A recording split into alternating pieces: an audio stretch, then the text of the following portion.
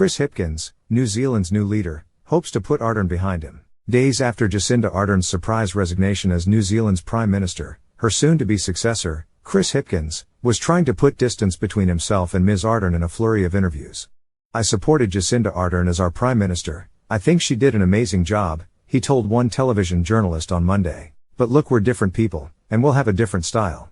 Mr. Hipkins, 44, who was sworn in as Prime Minister on Wednesday, now has 9 months to persuade voters who cooled on Ms. Ardern's leadership that he offers a fresh alternative before a general election in October. The problem? Mr. Hipkins and Ms. Ardern may have different styles, but when it comes to policy, their similarities are far more pronounced.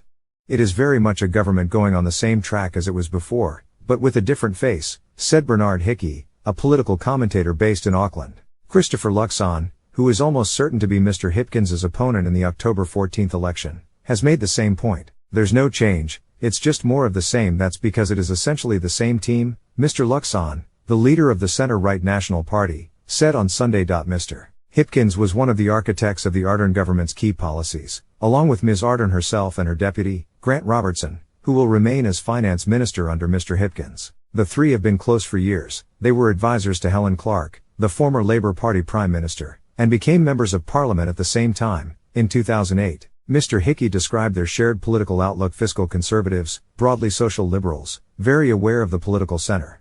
In terms of style, Mr. Hipkins does differ from Ms. Ardern. He is scrappier and more combative, with sharper debating instincts. He also lacks the megawatt charisma that made Ms. Ardern an international political star. Ms. Ardern has graced the pages of Vogue. Mr. Hipkins, by contrast, has the kind of aesthetic that New Zealanders call daggy. Think wraparound sunglasses and a Diet Coke in hand. He often refers to himself as a boy from the Hut, short for the Hutt Valley, the unfashionable industrial area where he grew up. The father of 2 children, who he has said will play no part in his political life. Another contrast with Ms. Ardern, who brought her daughter to the United Nations. Mr. Hipkins presents himself as a likable everyman. That attitude may resonate with some New Zealanders, especially outside urban centers, Mr. Hickey said.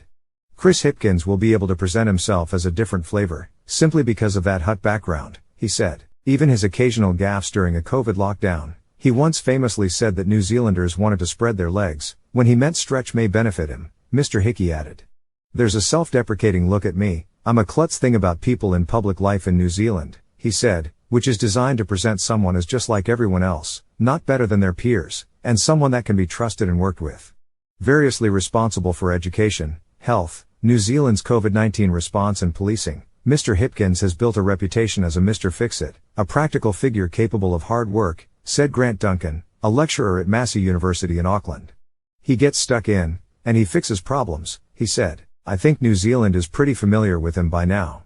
There has been speculation that Mr. Hipkins might edge away from Ardern policies